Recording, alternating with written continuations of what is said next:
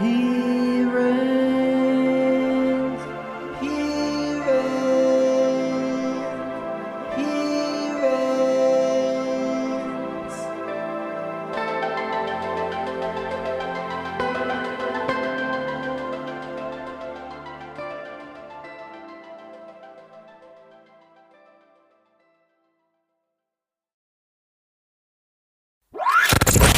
Welcome to the Power of Love with Leslie Sharon Kiwobo. Leslie is a woman of big faith, believing deeply that with God at her right hand, all things are possible. And for you too. Join us as we talk about the ways we can live a life that is pleasing to God, while raising awareness on topics ranging from the foundations of a relationship with God to self-love, marriage, motherhood, and so much more. We are so glad you're here to join in on the conversation. Here's your host, author, speaker, and believer, Leslie Sharon Kiwobo.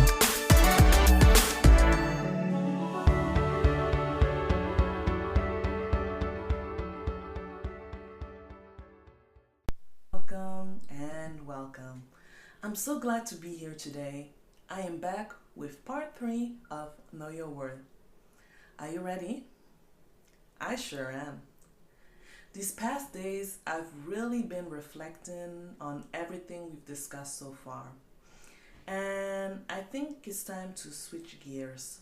But first, for those who are here for the first time, in the previous episodes of Know Your Word, we've been talking about the definition of confidence and self-esteem. We went through applying our faith within our own confidence, and I gave you a short insight of what were game changers in my life. Now, let's continue at the same pace and move on from where we ended. Last week, which was that we can pray and allow the Holy Spirit to guide us on our lives, but also to hold on and walk in confidence that we can do anything through Jesus Christ who strengthens us. All said in a simple phrase, but not always as easily done. My goal is that by the end of this series, you're well equipped to be able to move forward and bring new things forward in your life with this renewed confidence. The first thing I want to discuss is to be real. Don't settle for less or conform in changing who you are and what the values are you stand for, because that's plain hypocrisy. Live the same outside as inside. That doesn't mean you become repelled of people who don't align with your vision or values. Everybody is as they are, and we can all learn from each other. But also, we need to be able to live with each other. After all, one of the most important heritage God has given us is love. The power of love. There's love, and there's also knowing the difference between right and wrong. If you're put in a situation that isn't God-pleasing, obviously, don't fall in that temptation. However, whenever you get the opportunity to edify someone, don't hesitate to do that. It's not because you've said something that everybody will be open to listen to your opinion. However, the word has been let out. And even though at that instance it might not have gone the way you hoped for, it may come back at you at another time. The truth sets free, and you sharing your truth is half the job done. What the receiver does with it, it's up to them. I can be very stubborn at times, and I'm really working on that each and every day, to be open to receive feedback, to be open to listen to everybody else's opinion. Especially when I was in my teenage years, it was just the worst. I was like this teenage rebel. I could be bothered less with hearing what everybody else had to say. I always knew what was better. Now, during the course of my teenage years, I received quite some advice that I often look back at, in the sense that if I applied that earlier, maybe I would have had avoided putting myself in certain situations. Now, it's totally different, and sometimes I speak with those same people where I remind them of what that word meant to me at that particular time and how I apply it currently in my life. You see, well, sometimes we think we're wasting our breath. Actually, there's something bigger going on, what God already has seen and planned. But He only needed you to play a part in that particular scene. So when something is wrong according to God's will, don't do it. Let me refresh your mind with this verse. It's in the book of Romans, chapter 12, verse 2. Do not conform any longer to the pattern of this world, but be transformed by the renewing of your mind. Then you will be able to test and approve what God's will is. His will is good, pleasing, and perfect will. This actually goes hand in hand with making good choices. Be calm and rational to all situations. If you read my book, My Declaration of Love, you know that I used to be a big crybaby and panic in the slightest inconvenient situations. What would happen is that my stress levels would go way up. I wasn't able to think clearly. I would make fast and sometimes the wrong decisions. But sometimes it would even go to the extent of having migraines. The anxiety starts in the mind, and when you can't control it, it will translate through your body with, for example, migraine, rash, and so on. Let me tell you right now, that ain't the way to go. You call yourself a child of God and that you have faith in Him. Faith that you're not alone, that He's with you and He will guide you through the process. Leave no space for fear or anxiety so that God's power can take over in full capacity. Don't limit God by your uncertainty. It's the same with every decision, especially important decisions you'll have to make. Pray and allow God's guidance and direction. There's two verses here I'd like to share that will weigh on what I mean. The first one is in the book of Proverbs, chapter 19, verse 2.